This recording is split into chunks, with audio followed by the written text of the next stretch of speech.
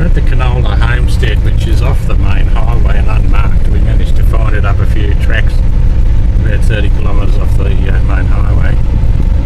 I'll just show you what was here. I first came through here when the road was unmade, back in the 60s, the early 60s, and as you'll show you in a tick, you'll see that there's a lot of cars that didn't make it back then.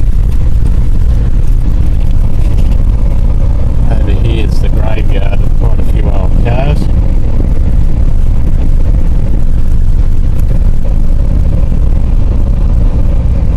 And the road back then was unmade for 612 miles through these parts here. There's all the old 50s and 60s Holdens.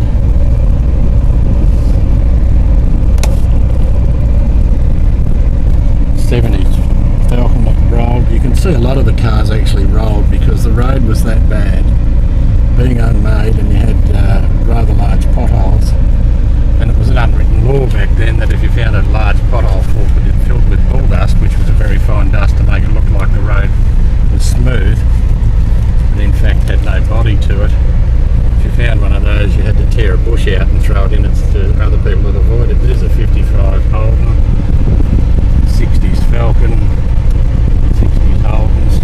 The one in the background there is the same, the Holden right in the background there is the facing us with the bonnet up.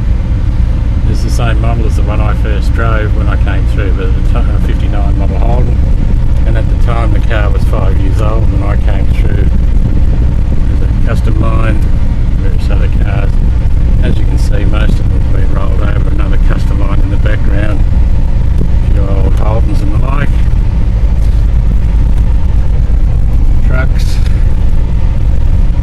old Chevy, and here's the homestead, which has had the roof refurbished, if you like, to keep it restored, although they obviously don't want people to find it because there are no signposts to find it. In fact, the only signpost we did find had been deliberately damaged and put on the ground.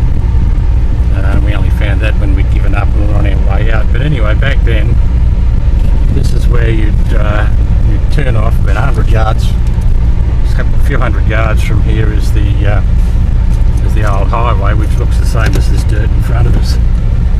And you would pull up at this petrol pump right there, as I would have done all those years ago, and filled up. And bearing in mind you're several hundred kilometres, and still are, something like 185, 200 kilometres between petrol stops.